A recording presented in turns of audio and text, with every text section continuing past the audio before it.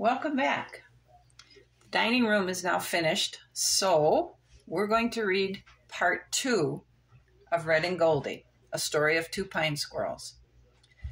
In part 1, Red and Goldie became orphans, and then they had to travel and try and find a new home and survive many difficult challenges because they didn't know anything about safety or food or survival.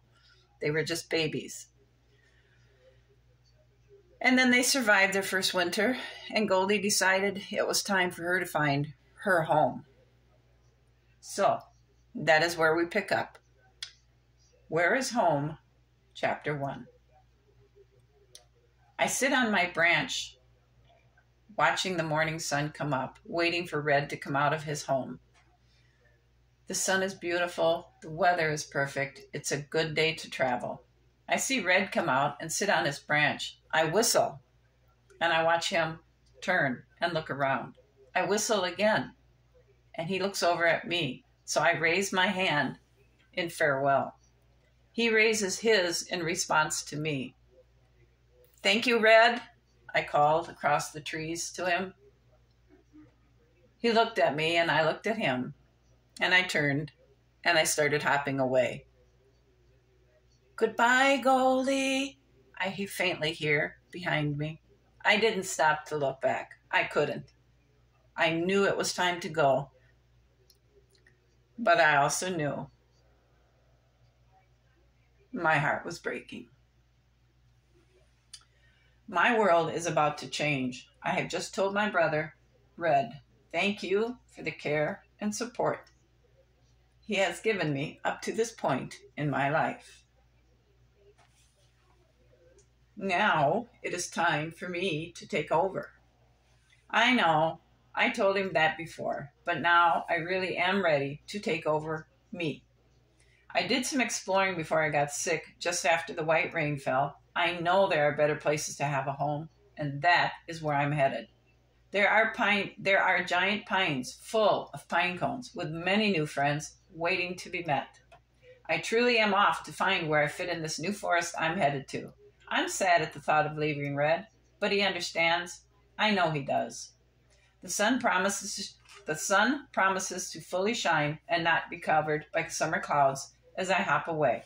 I can feel the warmth it is giving me now. It is a good day to travel, and I want to trail along without any delay. The pines I am thinking of are a long distance from here, so I cannot mess around by getting distracted. My breakfast or dinner, depending on how long it takes to reach these pines, waits for me, so I've got to get going. On the ground, there are lots of new plants beginning to grow. The green color of these plants against the brown from the still, cool earth makes me feel positive with my decision to head out by myself. There is so much waiting for me to learn. I'm eager to begin. As I hop from branch to branch, I notice a big bird slowly following me as it flies way up in the sky above my trees. I wonder what's it doing. Does it want to fly down and become friends? Should I wave to it or hop way out into the clearing so it can really see me and come down? I hear many bird songs I recognize from last leaf dropping time before the white rain, and I'm glad they have started singing again. It is like having my friends surround me, encouraging me to travel on. I think it is best to journey on the ground for a bit to make sure I don't pass any food that may be covered by the leaves there. Climbing down the tree trunk, I am still noticing that bird way up in the sky.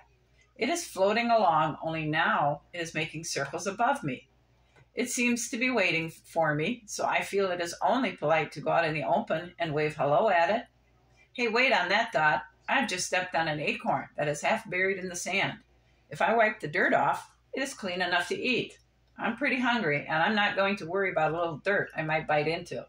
This acorn smells just right for my snack. While I sit and nibble, I notice an animal a little larger than myself slowly hopping along towards me. It has tall ears, large eyes, and a puffy, soft-looking tail. The color of its fur is a soft gray. "Hello," I greet it. "My name is Goldie, and I am a pine squirrel. What are you?" "Are you making a joke with me?" it rudely asks. "I am a rabbit. My name is Jasper. Why do you ask what I am? I sat to think for a moment and then decided to explain. I lost my mother when I was very young. My brother raised me, and there was no adult we could turn to for help, so we took care of ourselves. There is a lot I don't know. Where are you going? Jasper asked me. Oh, I don't know. I'm looking for myself a home. I have just left my brother to see what I see in this new forest. I want to learn and to meet new friends. I'm not sure where I'm going. As I talked to Jasper, I stared at him with curiosity. He isn't much taller than I am, but is a lot longer and thinner. His nose wiggled a lot, and he could sit very still and not move even a whisker on his face.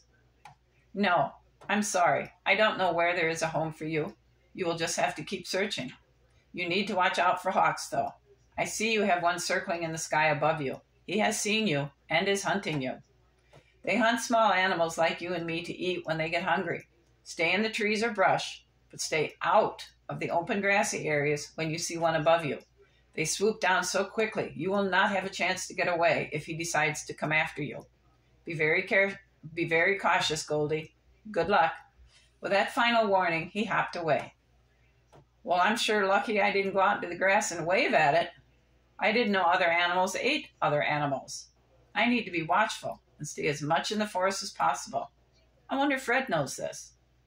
Hawks and big squirrels are my enemies. Okay, good to know. I need to travel, and I can go faster in the trees, so I go back up. I feel good. I've eaten, met a new friend, and I have learned about hawks and how to avoid them. The sun is getting down in the sky, and I either make a nest for the night in one of these trees or find something that will work to snuggle in. The night air is getting chilly, and I don't want to sleep lying on a branch, but I don't see much on the ground either. This is exactly what I end up doing for the night. I have to sleep on a branch. It seems like it's going to be cold, so I curl up tight into a ball and cover myself with my tail. I really like my long furry tail. It's soft and keeps me warm when I'm cold. The sun woke me by shining on my cold, stiff body. Boy, that was a rough night. I got pretty cold, and the branch was really hard. I don't see much to eat around my tree, so I travel on with a hungry belly. I'll just have a big meal when I come to food. There has to be something somewhere. I see an opening in the trees that look like a cornfield. Plus, there are some old corn stalks still standing. It even looks like a couple of old corn cobs might still be on a few as well. Needing to study and make sure there aren't any hawks flying above me, I sit and carefully search the sky. It looks empty of any kind of birds, so I feel safe to go investigate the corn stalks. I'm so lucky, I think to myself. I can see a cob of corn hanging on a stalk, and it actually has a few kernels of corn still on it. Breakfast is sure delicious today. As I nibbled the corn, I thought about when Red and I buried the two cobs by the water tank in the cow's pen. I didn't have as much fun as Red did. He was jumping and spinning in circles, packing his pile of dirt down. I still wonder why he didn't get as dirty as I did. That mud was so sticky, I couldn't get it off my feet. After I was done eating, I rested, studying the empty cornfield and open grassy fields beyond it. I might be in a future home area. A field of corn near is a good thing to have. I wonder what else might be around here for food. There are many dead weed plants at the edge of the field, and those have seeds. Those are food too. This area is someplace I need to remember as I search for home. I climb back up my tree and look around. Ahead I can see in the distance human buildings. I know, that means danger, but it also means berries and grapes and other good things to eat. I continue branch hopping towards the buildings, keeping an eye on the ground. The pines I'm traveling along in are so beautiful and big. Their branches are large and strong. The needles are long and plentiful with a dark green color. Baby pine cones are beginning to form on almost every needle cluster. The ground under the trees is clear of brush, and I can see green grass beginning to grow everywhere. The humans who live nearby take good care of this forest, but I don't see any other animals. Except for birds, this forest is really quiet. I wonder why. A lot of birds are singing and moving in the trees. They seem to be really happy here, which makes me think I could be too. I believe I will just keep going and stay watchful for the reason why the only neighbors I see are birds. Wait! I stop. I hear a soft chatter from a squirrel. Where do you suppose the voice is coming from? Eagerly, I keep looking for the cousin I can hear but not see. It must be far away. I chatter as loudly as I can, then stop to listen for an answer. The other chatter stops. Maybe they have heard me and are searching for me as well. I chatter hello again. The woods are quiet as I stand listening, and then I sit down. I am so disappointed they don't answer me. I didn't realize how lonely I truly was. Oh well, the thing to do is keep going. I have to find shelter for the night and food. As the humans' farm buildings slowly got closer, my forest started changing.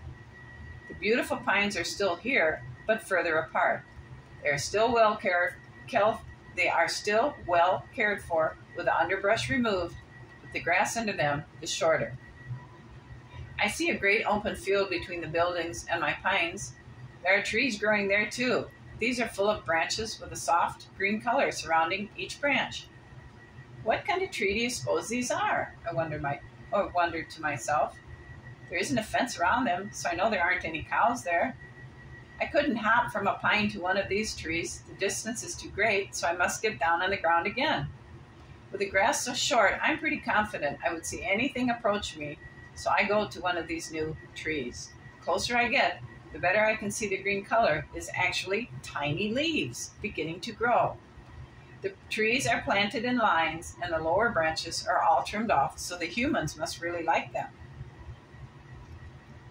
Climbing up the nearest one, I look around. There are no dead branches anywhere on these trees that I can see.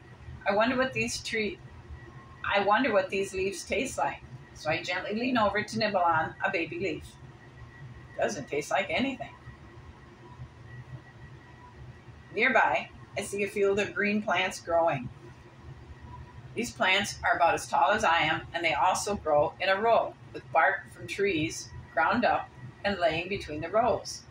There are no weeds, so whatever these are, the humans really like them too. This field is so pretty, I will need to watch what they are as they grow. Surprised at myself because without thinking about it, I guess I've decided to make my home here. Well, what do you think about that? It is pretty here. Everything is tidy and clean. Well, at least my forest and surrounding fields are.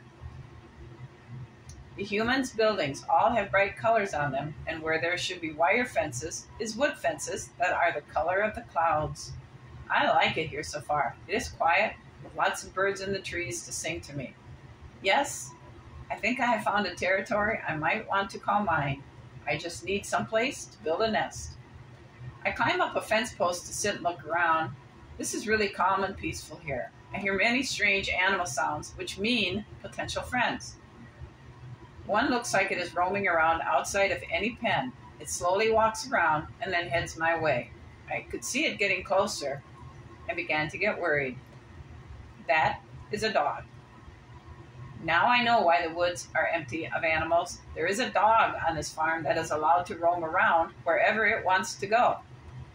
A human calls and the dog turns around, running back the way it had just came. I was safe for the time being, but I knew it and I would meet again. As the sun is way down in the sky, it looks like I may end up sleeping on a branch again, so I turned back to the big pines I have just left. Cutting off an old pine cone, I sat eating and watching the sun finally drop and night arrive. The birds stopped their singing, and I could see lights softly start to glow in the humans' buildings. I can hear the dog barking and the sounds of my humans as they move between the smaller and the two larger buildings. I could hear other animals talking to the humans as they interacted. I sit listening and smile. I have come home. So that's the end of chapter 1. Goldie has found a home. I hope you enjoyed it. I hope you will come back for another chapter, and thank you for listening. I'll see you again. Bye.